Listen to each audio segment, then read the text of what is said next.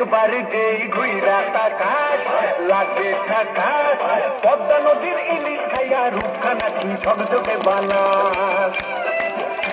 একবার যেই ঘুইরা তাকাস লাগে ঝাকাস, পদ্মা নদীর ইলিশ খাইয়া রূপখানা কি ঝকঝকে বানাস। ওলালা ওলালা ওলালা হু ওলালা ওলালা ওলালা হু।